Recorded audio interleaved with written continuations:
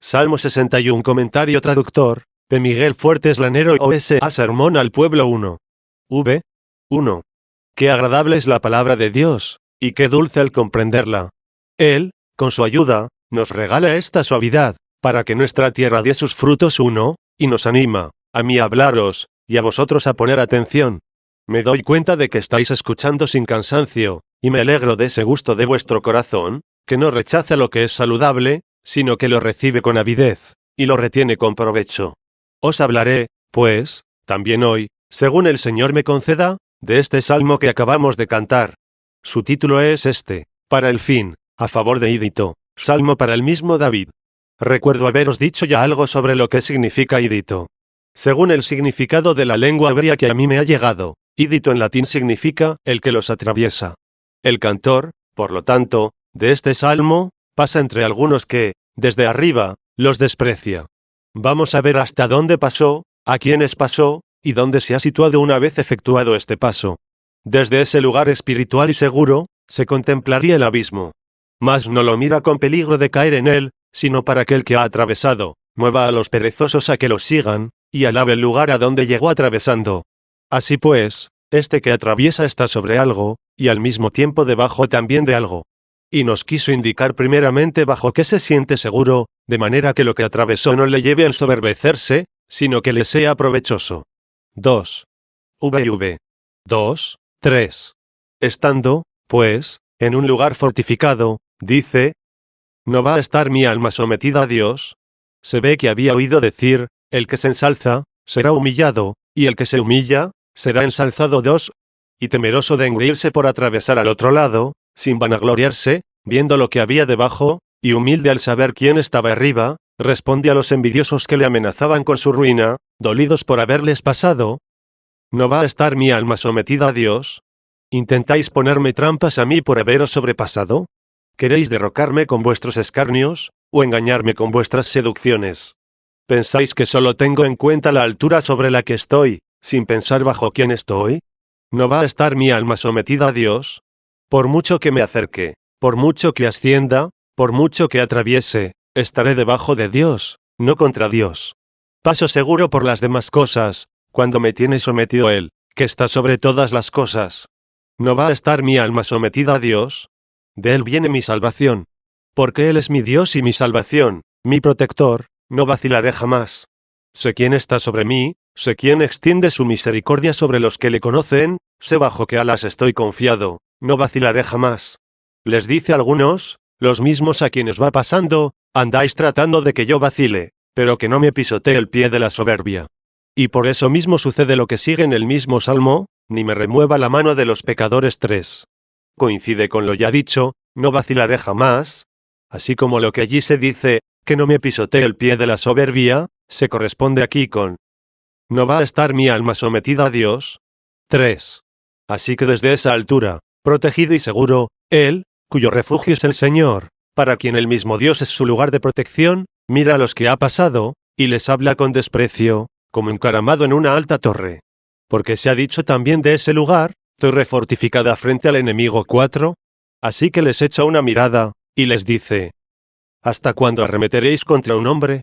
Insultando, escarneciendo, poniendo insidias, persiguiendo, amontonáis cargas sobre el hombre, le cargáis pesos hasta el límite. Pero su fuerza está en someterse a aquel que ha creado al hombre. ¿Hasta cuándo arremeteréis contra un hombre? Si miráis al hombre, matadlo todos. Sí, sobrecargadle, ensañaos con él, matadlo todos. Como a una pared que cede, y a una tapia ruinosa, atacad, empujad, como quien va a derribarla. Pero, ¿y dónde queda aquello? No vacilaré jamás. Aquí está, porque el mismo Dios es mi salvación, mi protector. Claro, los hombres podréis poner cargas sobre el hombre, pero ¿acaso las podréis poner sobre el Dios que protege al hombre? 4. V. 4. Matadlo todos. ¿Tanto espacio tiene el cuerpo de un hombre, que podrá ser matado por todos? Pero debemos entender aquí que nuestra persona es la persona de nuestra Iglesia, la persona de Cristo. Porque Jesucristo, cabeza y cuerpo, es un nombre solo, Salvador del cuerpo y de sus miembros, dos en una sola carne. 5, con una misma voz y una misma pasión, y cuando ya haya pasado la maldad, en un mismo descanso. Los sufrimientos de Cristo no están solo en Cristo. Mejor, los padecimientos de Cristo solo están en Cristo. Si por Cristo entiendes la cabeza y el cuerpo, sus padecimientos solo residen en Cristo. Pero si dices que sus padecimientos los sufre solo Cristo, solo como cabeza, ¿cómo es que uno de sus miembros, Pablo apóstol, dice, sufro para suplir en mi carne lo que falta a los padecimientos de Cristo? 6 dice bien, porque si tú eres uno de los miembros de Cristo, cualquiera que seas, tú, hombre, que esto estás oyendo, y tú también, que no lo oyes, pero también lo oyes, si formas parte de sus miembros, todo lo que padezcas de parte de aquellos que no son miembros de Cristo, le faltaba a los sufrimientos de Cristo. Por eso se suple, porque faltaba. Cumples la medida, no la rebasas. Padeces lo que había que añadir con tus sufrimientos a la pasión completa de Cristo, el cual padeció en nuestra cabeza, y padece ahora en sus miembros, es decir, en nosotros mismos. A esta común república nuestra, llamémoslo así, cada uno, según nuestra capacidad, pagamos nuestra deuda, y según nuestras fuerzas, contribuimos como con el canon de padecimientos. La liquidación completa de todos los sufrimientos no tendrá lugar sino cuando el mundo haya llegado a su fin. ¿Hasta cuándo arremeteréis contra un hombre? Todo cuanto han padecido los profetas, desde la sangre del justo Abel, hasta la sangre de Zacarías 7, ha sido cargado sobre el hombre, porque precedieron a la encarnación de Cristo algunos miembros de Cristo. Como en algunos partos, en que sin haber salido a luz la cabeza, se adelanta una mano 8, la cual, no obstante, está unida a la cabeza. Por eso, hermanos, no penséis que todos los justos que han padecido persecuciones de los malvados, incluidos aquellos que fueron enviados antes de la venida del Señor, para anunciarla, no penséis, digo, que no han pertenecido a los miembros de Cristo. De ninguna manera. También ellos pertenecen a la ciudad que tiene a Cristo como Rey. Esa única ciudad es la Jerusalén celestial, la ciudad santa. Esta singular ciudad tiene un Rey. El Rey de esta ciudad es Cristo. Es Él quien le dice, Madre Sión la llamará el hombre. Le dice, Madre, pero es el hombre. Pues bien, el hombre le llamará Madre Sión, y se ha hecho hombre en ella, y el mismo Altísimo la ha fundado 9. Su Rey es, pues, su fundador, el Altísimo. Él se ha hecho en ella un hombre humildísimo.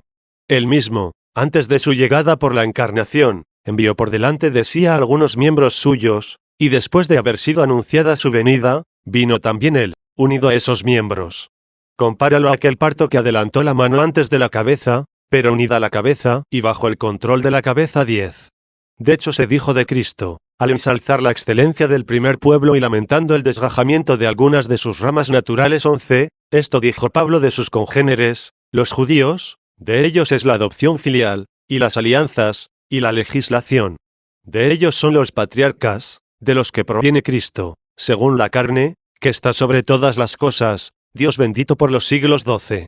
De los cuales proviene Cristo, según la carne, como si dijera de Sión, porque se ha hecho hombre en ella, puesto que Cristo está sobre todas las cosas, Dios bendito por los siglos, porque el Altísimo en persona la ha fundado 13. De ellos es Cristo según la carne, el Hijo de David, que está sobre todas las cosas, Dios bendito por los siglos, y el Señor de David. Por eso toda aquella ciudad habla, desde la sangre del justo Abel, hasta la sangre de Zacarías 14. Y a partir de aquí, desde la sangre de Juan Bautista, pasando por la sangre de los apóstoles, por la de los mártires, por la sangre de los fieles de Cristo, esta única ciudad habla, este único hombre dice, ¿hasta cuándo arremeteréis contra un hombre? Matadlo todos. Veamos si lo aniquiláis, si lo extermináis. Veamos si borráis de la tierra su nombre. Veamos si los pueblos no estáis conspirando en vano 15, y diciendo, ¿cuándo morirá y se borrará su nombre? 16 Como a pared inclinada o tapia ruinosa arrojaos sobre ella, empujadla. Escuchad lo que dijimos antes, protector mío, no vacilaré jamás 17, porque como un montón de arena fui empujado para caer, y el Señor me protegió 18. 5. 5. Han tramado quitarme la honra. Los homicidas se dan por vencidos, multiplican los fieles con la sangre de los muertos, rindiéndose ante ellos, y no siendo capaces de matarlos. Han tramado quitarme la honra. Y como ahora al cristiano no se le puede matar, se trama su deshonra. Ahora, por el honor de que gozan los cristianos, sufren los corazones de los impíos.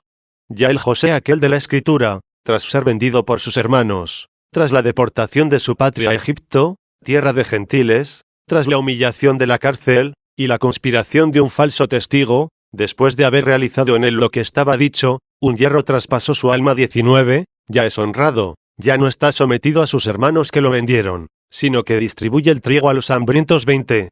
Los vencidos por su humildad y castidad, por su incorruptibilidad, por las tentaciones y sufrimientos que le causaron, ahora lo ven honrado, y traman cómo arruinar su honra.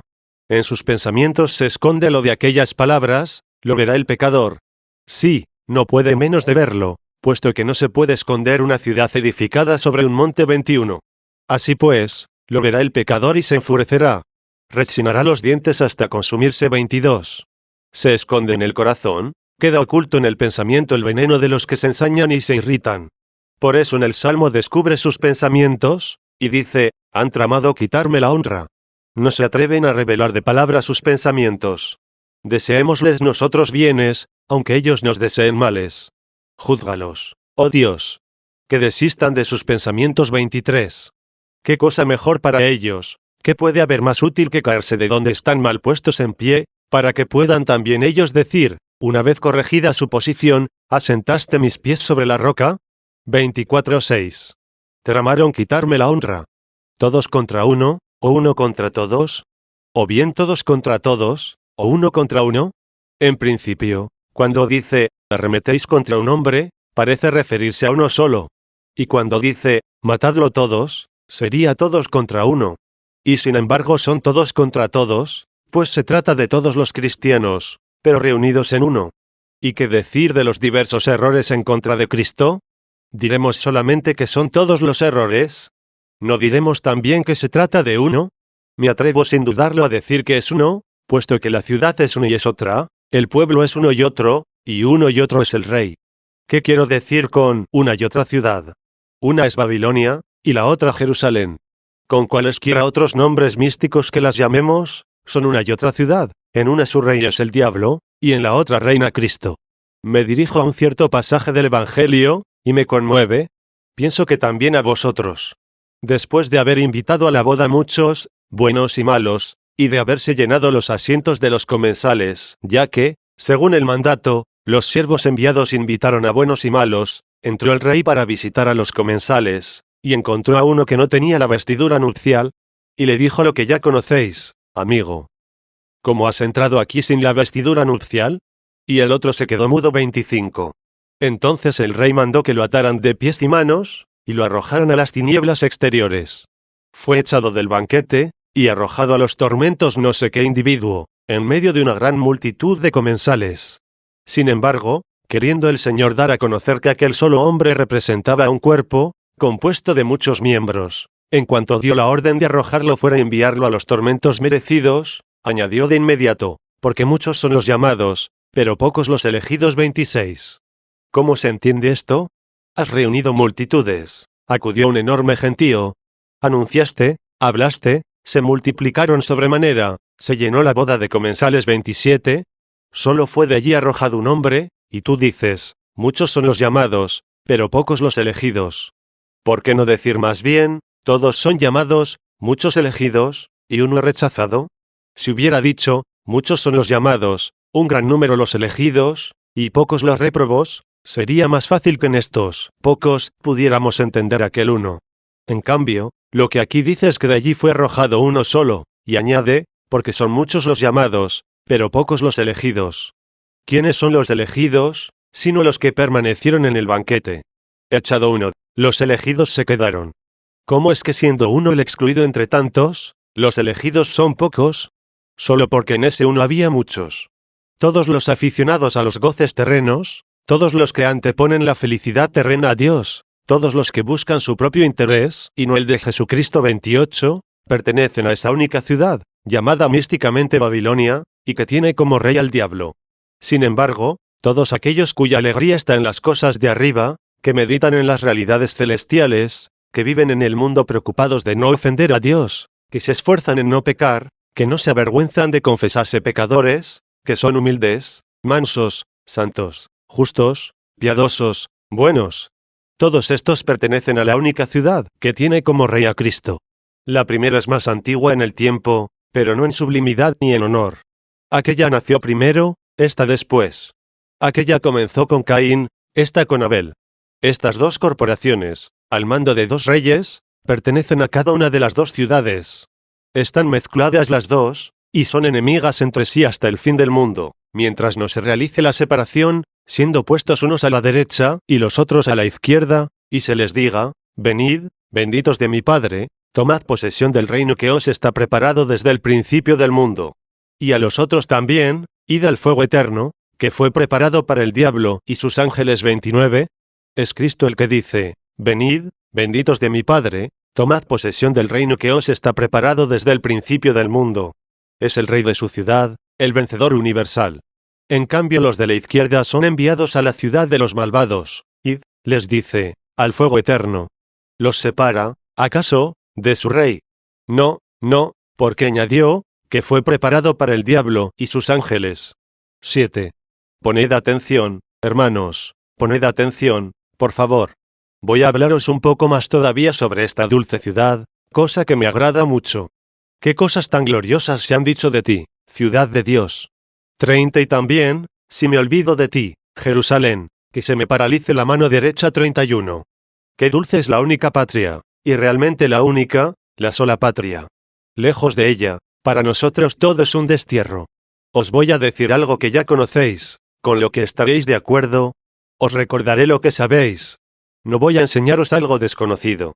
Como dice el apóstol, no es primero lo espiritual, sino lo animal.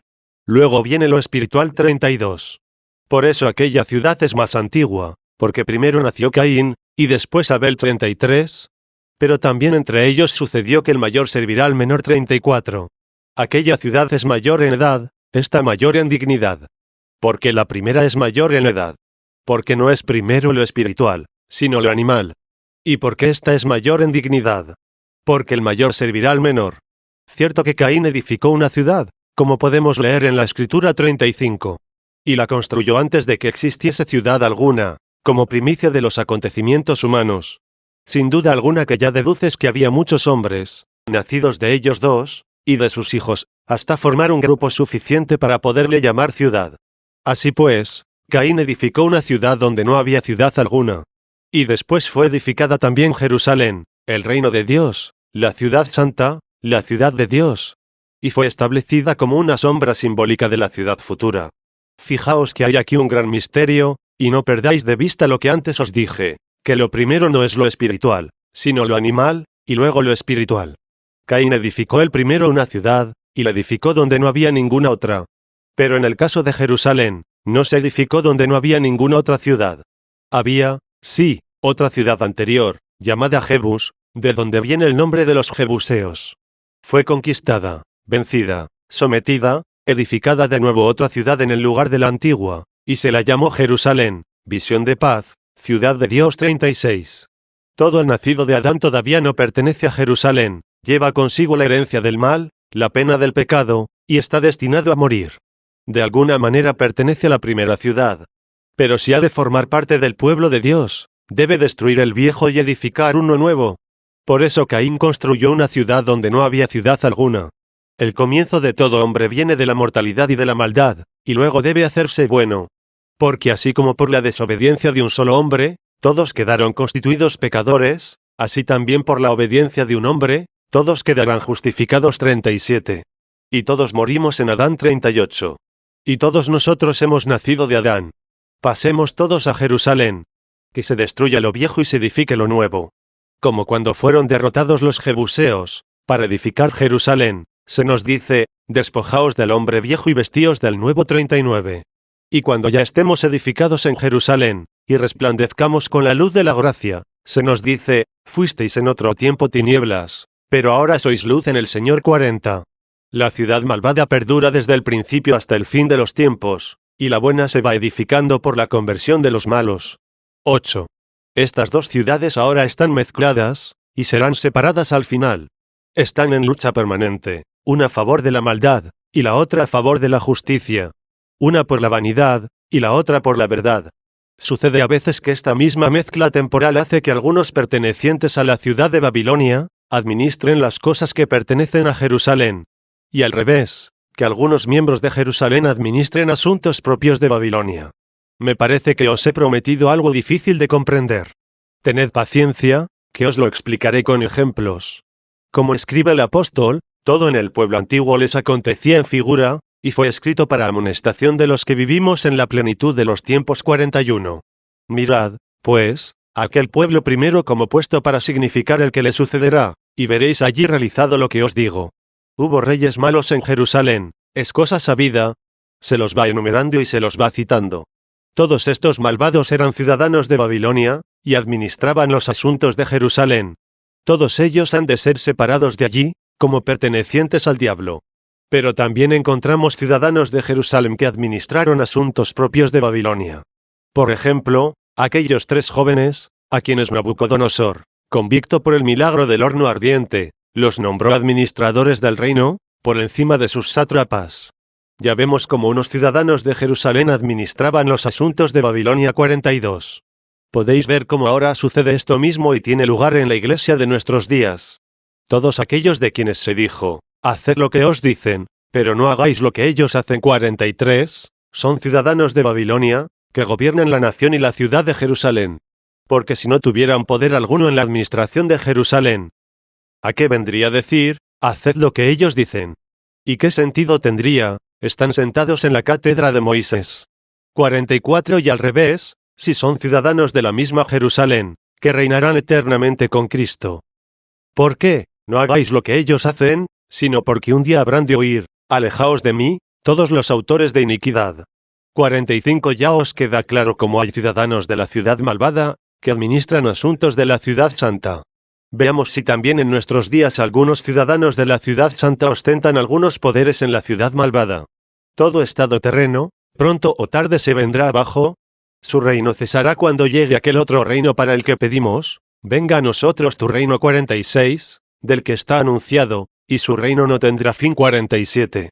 Ahora bien, la república terrena tiene nuestros ciudadanos, que son sus administradores. ¿Cuántos fieles, cuántos excelentes magistrados hay en sus ciudades, investidos con el rango de gobernadores, jueces, consejeros reales, y hasta reyes? Todos ellos son justos y buenos, que en su corazón no tienen otra cosa más que las gloriosas excelencias que de ti se han dicho, ciudad de Dios 48. Y sobrellevan las cargas palaciegas en la ciudad transitoria, les mandan los doctores de la santa ciudad, que sean en ella fieles a sus autoridades, sea el rey como soberano, sea los gobernantes enviados por él como castigo de los culpables y honra de los buenos 49. Se les ordena a los siervos que se sometan a sus señores, y a los cristianos que se sometan a los paganos. Que guarde fidelidad el mejor al que es peor, ya que es un servicio temporal, y luego vendrá un señorío eterno. Esto sucede mientras pase la iniquidad 50. Se manda a los siervos soportar a amos injustos y difíciles, se ordena que los ciudadanos de Babilonia sean soportados por los de Jerusalén, incluso que muestren una sumisión más perfecta que si fuesen ciudadanos de la misma Babilonia. Sería cumplir la escritura, al que te obligue a acompañarlo 1 milla, vete con él otras 2 más 51. A toda esta ciudad dispersa, esparcida, mezclada, le habla con estas palabras y le dice: ¿hasta cuándo arremeteréis contra un hombre? Matadlo todos, y los que estáis fuera, como las espinas de una cerca, o como árboles sin fruto en los bosques, los que estáis dentro, como la cizaña, o como la paja en la era. Todos los que estáis, sea separados o mezclados, que debéis tolerarlos ahora, y más tarde ser separados, matadlo todos, como a una pared que cede, o a una tapia ruinosa. A pesar de todo, tramaron quitarme la honra. No lo dijeron, pero lo pensaron. Tramaron quitarme la honra. 9. He corrido sediento. Me devolvían males por bienes 52. Me rechazaban, me mataban. Yo sentía sed de ellos. ¿Y ellos tramaron quitarme la honra? Yo tenía sed de introducirlos en mi cuerpo.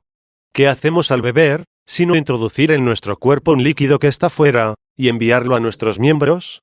Esto hizo Moisés con aquella cabeza del becerro. Esta cabeza encerraba un gran misterio. En efecto, la cabeza del becerro simbolizaba el conjunto de los impíos. Ellos, a semejanza de becerro que se alimenta de hierba 53, buscan las cosas terrenas, porque toda carne es seno 54. Como ya he dicho, aquel becerro simbolizaba el grupo de los impíos.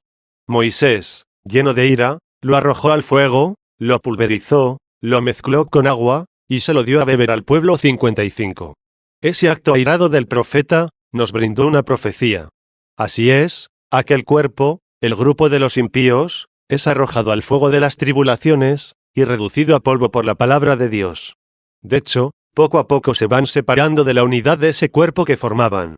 Pasa como con el vestido, que uno se lo pone por un tiempo. Y todos los que se van haciendo cristianos, se separan de aquel pueblo, y como que se desmenuzan, saliéndose de la masa. Unidos en conspiración, tenían odio. Al desmenuzarse, ya creen. ¿Y qué hay más parecido con lo que estamos diciendo, que para entrar en el cuerpo aquel, la ciudad de Jerusalén, del que era imagen el pueblo del Israel, habían de pasar los hombres por el agua del bautismo? Se esparció por eso en el agua para darlo a beber. Esta es la sed que tiene el que aquí habla, una sed hasta el fin. Corre y siente sed. Bebe a muchos, pero nunca calmará su sed. De ahí aquellas palabras: mujer, tengo sed. Dame de beber. 56. La samaritana aquella vio al Señor sediento junto al pozo, pero fue ella saciada por el sediento. Fue ella la que percibió primero al sediento, para beberla él, haciéndola creyente. Clavado en la cruz, exclamó: tengo sed. 57, aunque los verdugos no le dieron lo que deseaba beber. De quienes tenía sed era de ellos, pero ellos le dieron vinagre. No le dieron el vino nuevo con el que se llenan los odres nuevos. 58, sino el viejo, de mala solera. Se les llama vinagre viejo a los hombres viejos, de quienes se dijo: no hay enmienda para ellos. 59, había que arrasar a los jebuseos, para edificar a Jerusalén. 60. 10. Así también el cuerpo de esta cabeza está corriendo desde el principio hasta el fin. Y como si le dijeran: ¿por qué estás sediento? ¿Qué te falta, oh cuerpo de Cristo, oh iglesia de Cristo? Con tanto honor, con tanta sublimidad, con tanta grandeza como tienes, incluso en este mundo. ¿Qué es lo que te falta? Se cumple en ti lo que estaba anunciado: lo adorarán todos los reyes de la tierra. Todos los pueblos le servirán. 61. ¿Por qué entonces tienes sed? ¿De qué estás sediento? ¿No calmas la sed con tantos pueblos? ¿Pero de qué pueblos estás hablando? Porque con su boca bendecían, y con su corazón maldecían. Muchos son los llamados, pero pocos los elegidos. 62.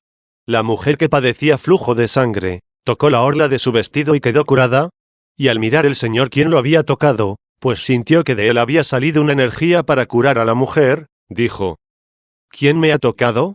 Y extrañados sus discípulos, le preguntaron: por todos lados la gente te está oprimiendo, y preguntas: ¿quién me ha tocado? Pero él replicó: alguien me ha tocado. 63. Como diciendo: tocarme solo una persona me ha tocado. La multitud me oprime. Quienes llenan las iglesias en las solemnidades de Jerusalén, llenan los teatros en las solemnidades de Babilonia.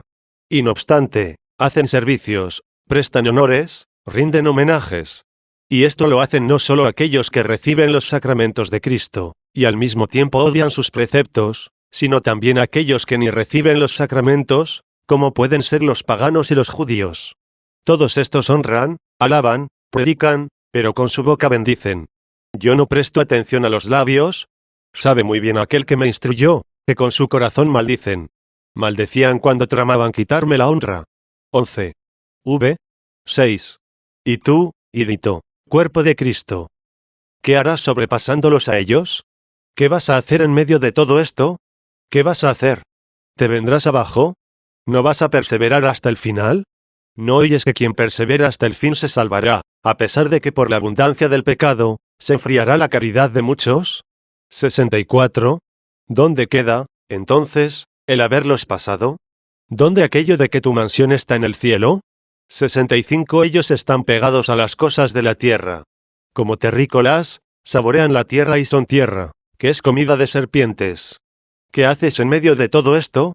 No obstante todo esto, aunque su comportamiento sea así, aunque piensen de esta forma, aunque hagan fuerza, aunque empujen contra el que se está cayendo, aunque reconozcan al que permanece firme, y tramen arruinar mi honor, aunque con sus labios bendigan y con su corazón maldigan, aunque tramen insidias donde pueden, y calumnien siempre que puedan, a pesar de todo, mi alma se someterá a Dios. ¿Y quién llegará a tolerar tantas adversidades, sean en guerra declarada, o en ocultas asechanzas? ¿Quién podrá aguantar entre enemigos declarados, y entre falsos hermanos? ¿Quién podrá soportar todo esto? Un hombre, ¿Acaso? ¿Y si es un nombre? ¿Podrá por sí mismo? No, no he atravesado para engreírme y luego caer. Mi alma se somete a Dios, porque de Él me viene la paciencia. ¿Y de qué servirá la paciencia en medio de tantos escándalos? Solo por aquello de que si lo que no vemos lo esperamos, esperamos por la paciencia. 66. Llega ahora mi dolor, y llegará luego mi descanso. Viene mi tribulación, y vendrá luego mi purificación. ¿Brilla, acaso, el oro en el horno del orfebre? Pero brillará en el collar, lucirá en el adorno. Ahora deberá soportar el horno, para purificarse de la escoria, y poder así llegar a la luz. El horno son estas realidades de ahora, en él hay paja, está el oro, el fuego, y lo trabaja el orfebre. En el horno se quema la paja, y se purifica en oro. Aquella se convierte en ceniza, este queda libre de la escoria. El horno es el mundo, la paja los malvados, el oro son los justos, el fuego las tribulaciones, y el orfebre es Dios. Yo hago lo que quiere el orfebre, me mantengo en el puesto donde me puso el artífice. A mí se me pide la paciencia, Él sabe cómo purificar. Que arda la paja para quemarme, como para consumirme, se convertirá en ceniza, y yo quedo libre de mis impurezas. ¿Por qué? Porque mi alma se somete a Dios, porque de Él me viene la paciencia. 12. 7. ¿Quién es para ti este, de quien te viene la paciencia? Porque Él es mi Dios y mi salvación, mi refugio, no me alejaré de Él. Porque Él es mi Dios, luego Él me llama, y mi salvación, luego me justifica, y mi refugio, luego me glorifica. Aquí es cuando soy llamado y justificado, allí soy glorificado. No me alejaré de donde soy glorificado, ni tampoco permaneceré en mi destierro. Me alejaré de aquí, para llegar al lugar de donde ya no me alejaré. Aquí en la tierra soy para ti un huésped, como todos mis padres. 67. Por eso emigraré de mi hospedaje, pero nunca de la mansión celestial. 13. 8. En Dios está mi salvación y mi gloria. Dios será quien me salve. Dios será mi gloria. No solo me salvará, sino que me glorificará. Mi salvación vendrá porque de impío que era, Él me ha justificado. 68. Y mi gloria porque no solo me ha justificado, sino que me ha honrado. A los que predestinó, los llamó. ¿Y qué hace con los llamados? A los que llamó, los justificó, y a los que justificó, los glorificó. 69. La justificación trae consigo la salvación, y la glorificación el honor. Que la glorificación se refiere al honor, no es necesario aclararlo. Sin embargo, busquemos algún testimonio de que la justificación pertenece a la salvación. He aquí uno del Evangelio. Había algunos que se tenían por justos, y le echaban en cara al Señor, que no tenía reparo en mezclarse en los banquetes con pecadores, y que comía con publicanos y pecadores. A estos arrogantes, a estos fuertes de la tierra, bien empinados, que se gloriaban sobremanera de su salvación, una salvación creída por ellos, pero que no tenían. ¿Qué les respondió el Señor? No son los sanos quienes necesitan al médico, sino los enfermos. ¿A quiénes llama sanos y a quiénes enfermos? Continúa diciendo, no he venido a llamar a los justos, sino a los pecadores a la conversión. 70. Luego llama sanos a los justos, no porque los fariseos lo fueran, sino porque se lo creían. En su soberbia, hallándose enfermos, rechazaban al médico. Y al agravarse su enfermedad, llegaron a matar al médico. Llamó, pues, sanos a los justos, y enfermos a los pecadores. Así que el ser yo justificado y glorificado, dice este que va pasando, me viene de Él. En Dios está mi salvación y mi gloria. Mi salvación para que yo logre salvarme, y mi gloria para alcanzar mi honra. Esto sucederá entonces. ¿Y ahora? ¿Qué? Dios es mi auxilio, y mi esperanza está puesta en Dios, hasta que llegue a la perfecta justificación y salvación. Porque estamos salvados en esperanza, y una esperanza que se ve, no es esperanza. 71. Hasta que llegue a aquella justificación, donde los justos brillarán como el sol en el reino de su Padre. 72. Mientras tanto me encuentro ahora rodeado de tentaciones, de injusticias, de escándalos, en medio de agresiones declaradas, de ocultas habladurías, entre aquellos que con su boca bendicen, pero con su corazón maldicen, entre los que traman deshonrarme. ¿Qué he de hacer? Dios es mi auxilio. Sí, presta su auxilio a los que luchan. ¿A los que luchan contra qué enemigos? Nuestra lucha no es contra la carne y la sangre, sino contra los principados y las potestades. 73. Por eso Dios es mi auxilio, y mi esperanza está puesta en Dios. Una esperanza que dura hasta que llegue lo prometido, con una fe que cree lo que aún no se ve. Pero cuando esto se realice, tendrá lugar la salvación y la glorificación. Y aunque todo esto se prolongue, no estamos abandonados, porque Dios es mi auxilio, y mi esperanza está puesta en Dios. 14. 9. Confiad en el todo su pueblo. Imitad a Idito. Dejad atrás a vuestros enemigos, a todos los que se os oponen en vuestro caminar, id más allá de los que os odian. Confiad en él, todo su pueblo. Desahogad ante él vuestro corazón. No cedáis ante quienes os dicen: ¿dónde está vuestro Dios? Mis lágrimas, dice, son mi pan noche y día, mientras todo el día me repiten: ¿dónde está tu Dios? ¿Pero qué replica a estas quejas? He meditado todo esto, y he desahogado mi alma conmigo. 74. ¿He pensado lo que oigo? ¿Dónde está tu Dios? He recordado todo esto, y he desahogado mi alma conmigo. Buscando a mi Dios, he desahogado mi alma conmigo a ver si lo encontraba. No me he quedado en mí mismo. Por lo tanto, confiad en él, todo su pueblo. Desahogad ante él vuestro corazón, suplicando, confesando, esperando. No mantengáis encerrados en sí mismos vuestros corazones, desahogad ante él vuestro corazón. No se perderán esos desahogos, porque él es mi refugio. Si él te acoge, ¿por qué vas a temer desahogarte con él? Encomienda a Dios tus preocupaciones. 75 y espera en él. Desahogad ante él vuestro corazón, Dios es nuestro auxilio. Porque tenéis miedo a los criticones, a los detractores, que son detestados por Dios. 76. A los que cuando pueden agreden a las claras, y cuando no, andan poniendo insidias a escondidas. A los que alaban con cinismo, cuando son enemigos declarados. ¿Qué vais a temer por estar entre esa gente? Dios es nuestro auxilio. ¿Podrán, quizá, competir con Dios? ¿Es que son más fuertes que Él? Dios es nuestro auxilio, estad tranquilos. Si Dios está con nosotros, ¿quién estará contra nosotros? 77. Desahogad ante Él vuestro corazón, pasando por el medio hacia Él, elevando vuestra alma, Dios es nuestro auxilio. 15. 10. Y una vez establecidos en lugar seguro, en un baluarte, a salvo del enemigo, compadeceos de los que antes temíais. Debéis correr sedientos tras ellos. No les deis ya importancia, una vez situados en aquel lugar, y decid: realmente los hijos de los hombres son como un soplo, los hombres son unos mentirosos. ¿Hasta cuándo, humanos, tendréis el corazón endurecido? Vanos y mentirosos hijos de los hombres. Porque amáis la vanidad, y buscáis el engaño. 78. Decid estas cosas saboreándolas con misericordia. Si los habéis sobrepasado, si amáis a vuestros enemigos, si deseáis destruir para edificar de nuevo, si amáis al que juzga las naciones, y lo llena todo de ruinas. 79. Entonces decid estas cosas sin sentir odio, sin devolver mal por mal. 80. Hombres mentirosos en la balanza, para engañar todos a una por su vaciedad. Cierto que son muchos, pero son uno solo, aquel uno solo que fue arrojado de la multitud de los invitados a la boda. 81. Todos coinciden en andar tras de lo temporal, los carnales tras lo carnal, y los que esperan, lo esperan para el futuro, y aunque haya entre ellos diversidad de opiniones, están todos unidos en cuanto a la vanidad. Sus errores son muchos y de muchas clases, y por tanto, un reino dividido en sí mismo no podrá mantenerse en pie. 82. Pero todos tienen una voluntad parecida en cuanto a la futilidad y la mentira, que pertenece al único Rey, con el que será arrojada al fuego eterno. 83. En la vanidad son uno solo. 16. 11. Mirad cómo tiene sed de ellos. Ved cómo va corriendo sediento.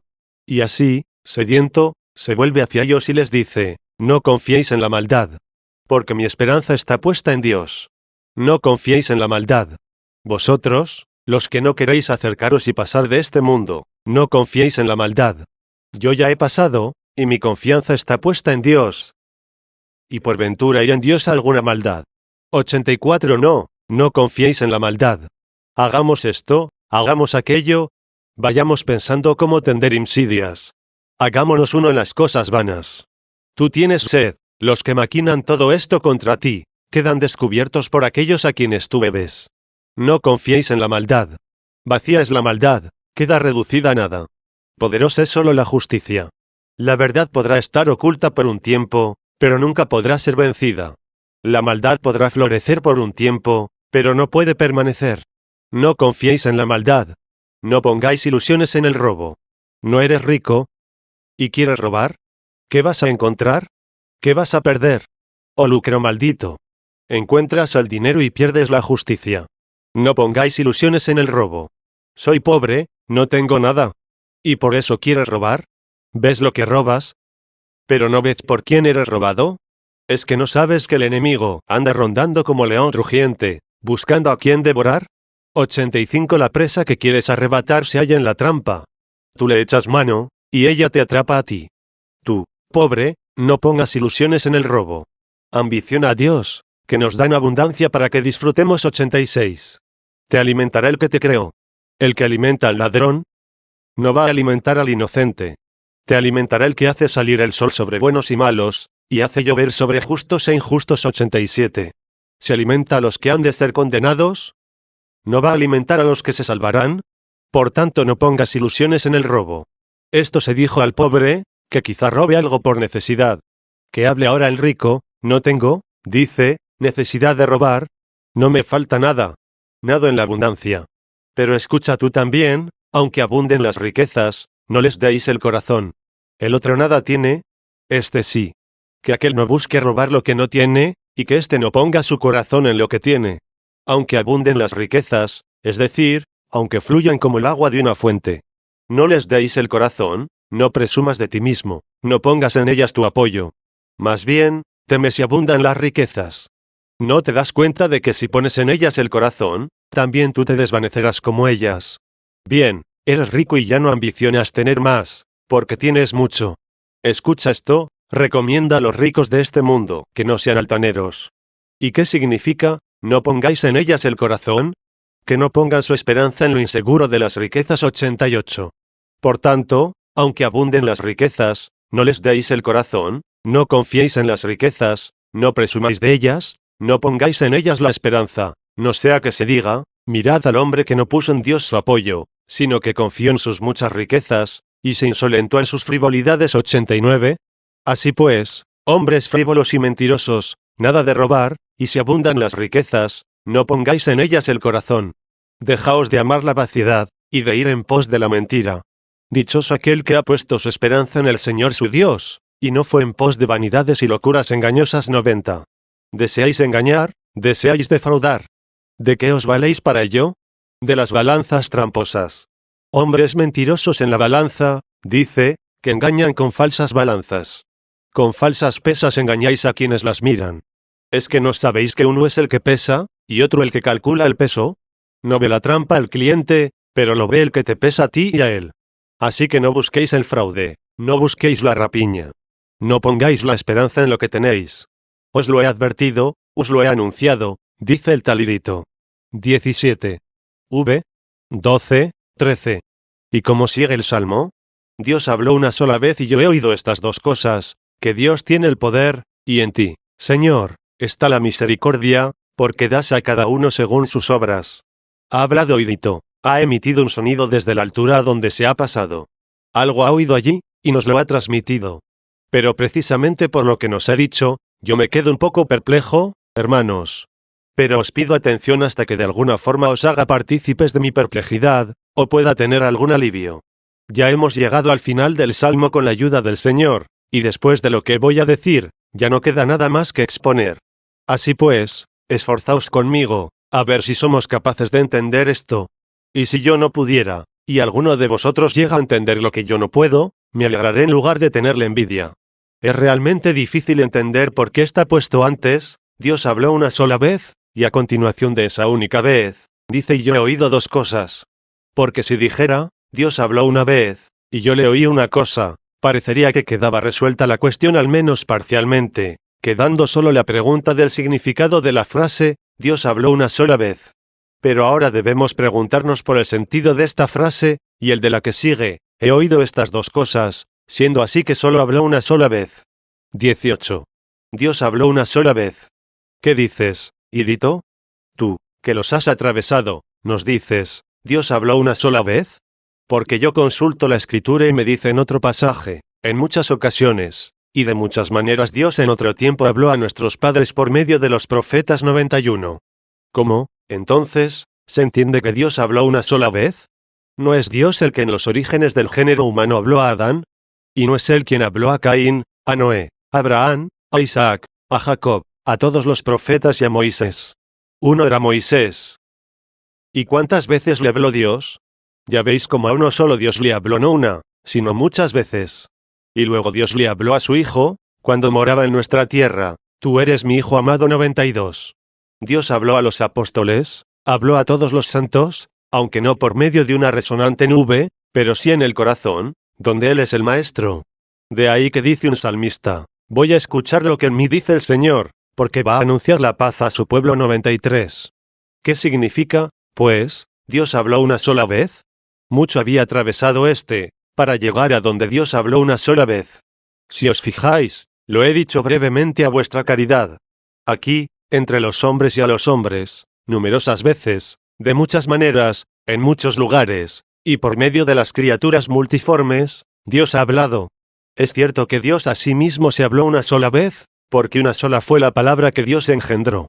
Pero este ídito, atravesándolos, había atravesado con su mirada perspicaz, poderosa, firme y segura la tierra entera, con todo lo que hay en ella, el aire, todas las nubes, desde las que Dios había hablado muchas cosas, repetidas veces y a muchos. Con la agudeza de la fe había incluso pasado a todos los ángeles. Como no se contentaba este ambulante con las cosas terrenas, volando como un águila, pasó de largo la niebla que cubre toda la tierra. Así dice la sabiduría, y con una nube cubierto toda la tierra. 94. Atravesando toda la creación, en su búsqueda de Dios, llegó a una región etérea, y derramando su alma por encima de sí, llegó al principio, a la palabra, Dios con Dios, y encontró la única palabra del único Padre, y vio que Dios habló una sola vez. Vio la palabra por la cual fueron creadas todas las cosas, y en la cual subsisten a la vez todas, no distintas, no separadas, no desiguales. Porque Dios no desconocía lo que hacía por su palabra. Y si ya conocía lo que estaba creando, en ella estaba, antes de crear, lo que se creaba. Pues si lo que creaba no estuviera en la palabra antes de crearlo, ¿cómo conocía lo que estaba creando? No vas a decir que Dios creó lo que ignoraba. Dios conocía bien lo que creó.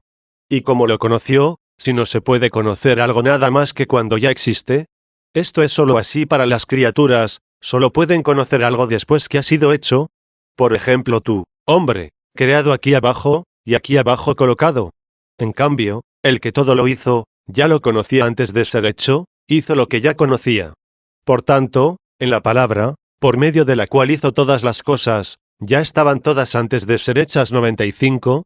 Y una vez hechas, allí están todas, aunque de una manera aquí, y de otra en ella, de una manera en la naturaleza propia de cada criatura, y de otra según la idea o el modelo por el que fueron hechas. ¿Quién podrá explicar esto? Podemos intentarlo. Caminad con ídito, y poned atención. 19. He expuesto ya, como he podido, el modo en que Dios habló una sola vez. Vamos ahora con la otra frase del salmista: estas dos cosas he oído. Quizá no se sigue necesariamente que oyera solo estas dos cosas, pero dice, he oído estas dos cosas, queriendo indicar que a nosotros nos interesa oír esas dos cosas de lo que ha oído. Puede ser que oyó otras muchas, pero no es oportuno decírnoslas. Ya el Señor había dicho también, tengo otras muchas cosas que deciros, pero no podéis entenderlas ahora. 96. ¿Cuál es, pues, el sentido de, he oído estas dos cosas? Puede ser estas dos cosas que os voy a decir no son de mi cosecha, sino que os digo lo que he oído. Dios habló una sola vez, tiene una sola palabra, su unigénito, también Dios. En esa palabra están todas las cosas, ya que por su palabra todo fue creado. Tiene una sola palabra, en la que están escondidos todos los tesoros de la sabiduría y de la ciencia. 97. Una sola es su palabra. Dios habló una sola vez. Estas dos cosas, que os voy a decir, las he oído allí. No las digo por mi cuenta, no son de mi cosecha. Ese es el sentido de he oído. El amigo del esposo está a su lado y lo escucha. 98. Para decir la verdad. Lo escucha, no sea que hablando por su cuenta, diga falsedades. 99. Y así no tengas que decir, ¿quién eres tú para decirme estas cosas? ¿De dónde te viene esto que me dices? He oído estas dos cosas, y te las digo, porque las he oído, y también he conocido que Dios habló una sola vez. No desprecies al que después de oírlas, te transmite a ti dos cosas que te son necesarias. Él, que habiendo traspasado toda la creación, llegó hasta la palabra, el unigénito de Dios, donde has sabido que Dios habló una sola vez. 20. Que nos diga, pues, ya estas dos cosas. Son de gran interés para nosotros. Que Dios tiene el poder, y en ti, Señor, está la misericordia. ¿Son estas las dos cosas, el poder y la misericordia? Sí, lo son. Tratad de comprender el poder de Dios. Tratad de comprender su misericordia. En estas dos está contenida casi toda la Escritura. Por ellas dos vinieron los profetas, los patriarcas y la ley. Por ellas dos vino el mismo Señor nuestro Jesucristo. Vinieron los apóstoles. Por ellas dos llegó el anuncio y la celebración de la palabra de Dios en la Iglesia. Sí, gracias a estas dos realidades, el poder de Dios y su misericordia. Tened temor a su poder, y amad a su misericordia. Pero no presumáis tanto de su misericordia, que lleguéis a despreciar su poder, ni temáis tanto su poder, que perdáis la esperanza en su misericordia. En él reside el poder, y en él reside la misericordia. A uno lo humilla y a otro lo exalta 100. A aquel lo humilla con su poder, y a éste lo exalta con su misericordia. Si Dios, queriendo mostrar su ira, y manifestar su poder, soportó con gran paciencia los que eran objeto de ira, destinados a la perdición. Acabas de oír su poder, busca su misericordia. Escucha lo que sigue diciendo el apóstol, y para dar a conocer sus riquezas con los que son objeto de su misericordia. En su poder está el condenar a los injustos. ¿Y quién osaría decirle, por qué lo has hecho? Tú, hombre. ¿Quién eres para replicar a Dios?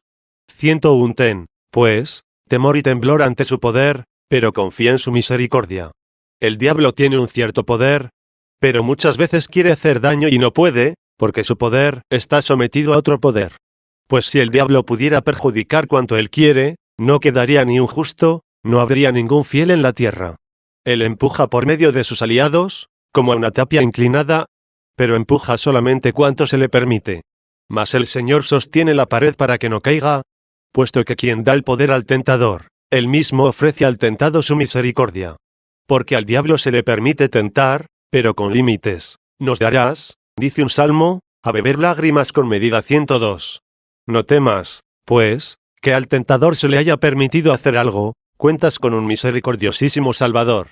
Al diablo se le permite tentarte solo en lo que a ti te sirve de provecho, para que te ejercites y te pongas a prueba, para que tú, que te desconocías, te descubras a ti mismo. Porque, ¿dónde y cómo debemos estar seguros, si no es en el poder y en la misericordia de Dios? Como dijo el apóstol en aquella expresión, fiel es Dios, que no permite que seáis tentados por encima de vuestras fuerzas 103. 21. Así pues, Dios tiene el poder. Porque no hay poder que no venga de Dios 104. No digas, ¿y por qué le da tanto poder? Que no le dé poder. El que concede poder, ¿obra con justicia? Tú puedes criticar injustamente, pero él no puede perder su justicia. ¿Hay, acaso, maldad en Dios? No, en absoluto 105. Graba esto en tu corazón. Que el enemigo no borre esto de tu pensamiento. Dios puede hacer algo, y tú ignorar por qué lo hace. Sin embargo, nada puede hacer injustamente, puesto que en él no hay injusticia. Tú reprendes a Dios como si fuera injusto. Estoy hablando contigo, atiende un momento. No reprocharías la injusticia, sino teniendo presente la justicia. No puede uno reprochar de injusto si no distingue qué es la justicia. Solo comparándola con ella puede reprender la injusticia. ¿Cómo puedes saber que algo es injusto, si no sabes lo que es justo? ¿Y si es justo lo que llamas injusto? De ninguna manera, dices, ¿eso es injusto? Y gritas como viéndolo con los ojos, y lo descalificas, como artífice que discierne lo justo de lo injusto, al comprobar que eso es injusto, debido a cierta norma de justicia, con la que confrontas esto que ves ser perverso, y que compruebas no adaptarse a la rectitud de tu norma. Y ahora yo te pregunto, ¿de dónde sabes que esto es justo? ¿Cómo ves que esto es justo? Y, una vez visto, ¿puedes reprender lo que es injusto? ¿De dónde le viene aquel no sé qué rocío luminoso a tu alma, sumida en otras muchas oscuridades? Aquella no sé qué chispa que brilla en tu mente. ¿De dónde ese concepto de lo justo? Es que no tiene su propia fuente. ¿Procede de ti lo que para ti es justo, y tú podrás darte a ti mismo la justicia? Nadie puede darse a sí mismo lo que no tiene. Al ser, pues, tú injusto, como eres, no podrás ser justo sino convirtiéndote a una cierta justicia, que es permanente por naturaleza. Si te apartas de ella, eres injusto. Si te acercas, eres justo. Porque tú te alejes, ella no mengua. Si tú te acercas, no crece. ¿Y dónde está esta justicia? Búscala en la tierra. No, no la encontrarás. Buscar la justicia no es como buscar oro o piedras preciosas. Mira a ver en el mar, mira en las nubes, en las estrellas, en los ángeles. En ellos sí la encontrarás, pero también ellos la beben de una fuente. Porque la justicia de los ángeles se halla en todos ellos, pero proviene solo de uno. Sigue, pues, mirando, vete más allá, llega hasta donde Dios ha hablado una sola vez. Allí sí encontrarás la fuente de la justicia, donde está la fuente de la vida, porque en ti está la fuente de la vida. 106. Y si tú, iluminado con un tenue rocío, pretendes juzgar lo que es justo y lo que es injusto, ¿acaso habrá injusticia en Dios, de donde te emana a ti la justicia, como de una fuente, y te da el sentido de lo que es justo, a pesar de que en muchos aspectos disientes injustamente? Efectivamente, en Dios está la fuente de la justicia. No vayas a buscar la maldad, donde solo hay luz sin sombra alguna. Pero ciertamente pueden estarte ocultos los motivos de su obrar. Si se te ocultan, vuelve la mirada a tu ignorancia, fíjate en quién eres. Presta atención a estas dos cosas, que Dios tiene el poder, y en ti, Señor, está la misericordia. No busques las cosas que sobrepasen tus fuerzas, ni escudriñes realidades demasiado profundas para ti. Piensa siempre las cosas que el Señor te ha mandado. 107. Y a lo que Dios te ha mandado pertenecen precisamente estas dos cosas, que Dios tiene el poder, y en ti, Señor, está la misericordia. No temas al enemigo. Solo actúa hasta donde se le ha consentido. Teme, sí, al que tiene el supremo poder. Teme a quien realiza cuanto quiere, y que nada realiza injustamente, sino que todo lo que obra es justo. Pensábamos que había no sé qué injusticia, si es Dios quien lo ha hecho, cree que es justo. 22. Por lo tanto, si alguien, dices, mata a un hombre inocente, ¿obra justa o injustamente? Es evidente que injustamente. ¿Y esto porque lo permite Dios? Pero antes mira a ver si tú tienes alguna de estas deudas. Parte tu pan con el hambriento, y al pobre sin techo dale hospedaje en tu casa. Si ves a un desnudo, dale vestido. 108. Esta es tu justicia, esto es lo que te ha mandado el Señor: lavaos, purificaos, quitad de mi vista las maldades de vuestro corazón. Aprended a obrar el bien, haced justicia al huérfano y a la viuda, y luego venid y discutiremos, dice el Señor. 109. Pretendes discutir antes de realizar lo que te hace digno de tal cosa. A ver por qué ha permitido Dios esto. A ti, hombre, yo no puedo manifestarte el designio de Dios. Lo que sí puedo decirte es que el hombre, que mató a un inocente, obró injustamente, y no lo habría hecho sin el consentimiento de Dios. Y aunque el hombre haya obrado inicuamente, Dios no lo permitió con iniquidad. Quede oculta la causa en este individuo inocente, del que te sientes inquieto, y cuya inocencia te conmueve. Te podría responder inmediatamente, no habría sido muerto si no fuese culpable. Pero tú lo tienes como inocente. Esta afirmación te la podría ofrecer el instante. Tú no has escrutado su corazón, ni conocido bien sus actos, ni examinado sus pensamientos, para poder decirme, ha sido matado injustamente. Sí, podría contestar esto fácilmente. Pero se me puede objetar con el caso de un cierto justo, justo sin discusión, sin duda alguna justo, que sin tener pecado fue muerto por los pecadores, traicionado por un pecador. Se trata de Cristo el Señor, del que no podemos decir que haya cometido injusticia alguna, y que, como dice el Salmo, devolvió lo que no había robado. Esta es la objeción. 110. ¿Y qué decir de Cristo? Contigo lo estoy tratando, me dices. Y yo contigo. Me haces una pregunta sobre él, y yo trato de resolverte esta duda. Porque en este caso conocemos el designio de Dios, cosa que ignoraríamos si él no nos lo hubiese revelado. Y cuando tú descubras el designio de Dios, por el cual permite que su Hijo inocente sea muerto por los injustos, designio que a ti te agrada, y si eres justo no puede menos de agradarte, creas que también en otras circunstancias Dios obra lo mismo por un designio que a ti se te oculta. Bien, hermanos, sabéis que la sangre del justo era necesaria para cancelar la nota de cargo que pesaba sobre los pecadores. Era necesario su ejemplo de paciencia, su ejemplo de humildad. Era necesario el signo de la cruz para derrotar al diablo y sus ángeles. 111. Nos era necesaria la pasión de nuestro Señor, pues por ella fue redimido el mundo. ¿Cuántos bienes trajo la pasión del Señor? Y la pasión de este justo no se habría dado, si los malvados no hubieran matado al Señor. ¿Y qué decir? ¿Que este tesoro que nos ha proporcionado la pasión del Señor habrá que atribuir solo a los asesinos de Cristo? De ninguna manera. Ellos quisieron matarlo. Dios fue quien lo permitió. Ellos serían culpables, aunque solo tuviesen voluntad de hacerlo. Y Dios no lo habría permitido si no fuera algo justo. Suponte que quisieron matarlo y no pudieron. Serían unos malvados, unos homicidas. ¿Quién lo duda? El Señor, dice un salmo, examina al justo y al impío 112, y también, el impío será interrogado en sus pensamientos 113. Dios escudriña lo que cada uno quiere, no lo que puede. Luego si los asesinos de Cristo hubieran querido, pero no podido, y no lo hubieran matado, seguirían siendo culpables, y tú no te habrías beneficiado de la pasión de Cristo. Quiso, por tanto, el malvado que fuese condenado el justo, y Dios lo permitió para provecho tuyo. El haberlo querido se le imputa a la maldad del impío, y el habérselo permitido se le atribuye al poder de Dios. La voluntad de aquel fue malvada, pero Dios lo permitió justamente. Así pues, hermanos míos, Judas, el traidor de Cristo, fue un malvado, como lo fueron los perseguidores de Cristo. Fueron todos malvados, impíos todos, injustos, dignos de condenación todos, y no obstante el Padre no perdonó a su propio Hijo, sino que lo entregó por todos nosotros. 114. Armoniza esto, si puedes. Haz la distinción, si puedes. Cumple al Señor tus votos, los diversos votos que pronunciaron tus labios. Mira a ver qué hizo aquí el injusto y que el justo. 115. Aquel lo quiso, este lo permitió. Aquel lo quiso injustamente, este justamente lo permitió. Sea condenada la voluntad injusta, y glorificada la permisión justa. ¿Qué mal le sobrevino a Cristo por morir? ¿Son malos quienes han querido hacer el mal? Pero ningún mal padeció aquel a quien se lo hicieron. Matando a la carne mortal, dieron muerte a la muerte, dando un ejemplo de paciencia, y a nosotros un modelo anticipado de la resurrección. ¿Cuántos bienes nos han venido del justo, a través de la maldad del injusto? He aquí la grandeza de Dios, Él te da lo bueno que tú realizas, y de tus males Él saca bienes. No te maravilles.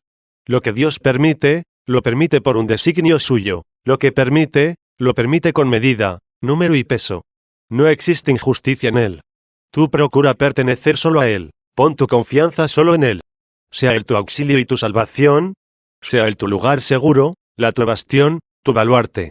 Sea Él tu refugio, y no permitirá que seas tentado más allá de tus fuerzas. 116, sino que ofrece una salida en la prueba, para que puedas triunfar. El permitir la tentación es propio de su poder. El no permitir que sobrepase tus fuerzas pertenece a su misericordia. Dios tiene el poder, y en ti, Señor, está la misericordia, porque tú das a cada uno según sus obras. Terminada la exposición del Salmo, dado que entre el pueblo había un astrólogo, refiriéndose a él, añadió lo siguiente, 23. Aquella sed de la Iglesia, a la que nos hemos referido antes, quiere absorber también a este hombre que veis aquí entre vosotros. Como bien sabéis, mezclados en la convivencia cristiana hay muchos que con su boca bendicen, y en su corazón maldicen. 117. Este hombre, habiendo sido antes cristiano y creyente, vuelve arrepentido, y atemorizado por el poder del Señor, se dirige a la misericordia del Señor. Cuando era fiel, fue engañado por el enemigo, y ejercitó durante mucho tiempo la astrología. Seducido, se hizo seductor. Engañado, engañó. Arrastró y embrolló a mucha gente, y profirió muchas falsedades contra Dios, que ha dado a los hombres la potestad de hacer el bien, y de no hacer lo que está mal. Decía, por ejemplo, que el adulterio no era obra de la propia voluntad, sino de Venus, y que el homicidio tampoco, sino que era obra de Marte. Además decía que al justo no era Dios quien lo hacía, sino Júpiter, y así otras muchas afirmaciones sacrílegas no despreciables. ¿A cuántos cristianos, os parece, que les habrá sacado un buen dinero? ¿Cuántos de él habrán comprado mentiras? A estos les decíamos, hijos de los hombres. ¿Hasta cuándo seréis duros de corazón? Porque amáis la falsedad y buscáis el engaño. 118 Ahora, sin embargo, tal como hemos de creerle a él, aborreció la mentira, y el que arrastró a muchos hombres, sintiéndose él arrastrado antaño por el diablo, arrepentido, se convierte a Dios. Pensamos, hermanos, que esto fue provocado por un gran temor interior. ¿Qué hemos de decir? Si el astrólogo se convirtiera del paganismo, ¿nos causaría un gran gozo? Pero podría parecer que su conversión estaba condicionada por la búsqueda de algún privilegio clerical en la Iglesia. Es un penitente, únicamente busca la misericordia. Por eso debo encomendarlo a vuestro cuidado y a vuestro corazón. Ahí lo veis, amadlo de corazón, y que vuestros ojos lo custodien. Vedlo aquí, conocedlo, y por cualquier sitio que vaya, presentadlo a los demás hermanos que no están aquí. Esta misma diligencia es misericordia, y así, el que fue seductor no aparte ya su corazón y se vuelva contrario. Cuidadlo vosotros, que no se os oculte su vida, su conducta, para que vuestro testimonio me confirme que realmente se ha convertido al Señor. Así no quedará en silencio la fama de su vida, cuando el Señor os ofrece de esta forma vuestra mirada y a vuestra conmiseración. Ya conocéis cómo en los Hechos de los Apóstoles está escrito que muchos pervertidos, es decir, muchos dedicados a estas artes adivinatorias, y seguidores de doctrinas nefastas, les llevaron todos sus libros a los apóstoles. Fueron quemados tal cantidad de libros, que el autor de los Hechos estimó oportuno dejar constancia del total de su precio 119, y esto sucedió por la gloria de Dios, para que estos hombres perdidos no desconfiasen de aquel que sabe buscar lo que estaba perdido 120. También este se había perdido, y ahora ha sido buscado, encontrado, y devuelto a casa. Trae consigo los libros que hay que quemar, y que le hacían merecedor de ser el quemado.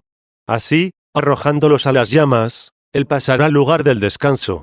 Debéis saber, hermanos, que ya hace algún tiempo, antes de Pascua, llamó a las puertas de la iglesia. Antes de la Pascua comenzó a pedir la medicina de Cristo a la iglesia. Pero como las artes que había ejercitado eran de tal categoría, que dejaban sospecha de mentira y engaño, se le dio largas, para evitar un posible perjuicio. Al fin fue admitido, no sea que fuera él tentado más peligrosamente. Rogad por él en nombre de Cristo. Elevad vuestra plegaria de hoy mismo Dios nuestro Señor por él. Sabemos y estamos seguros de que vuestra plegaria borrará todas sus desviaciones. Que el Señor esté con vosotros.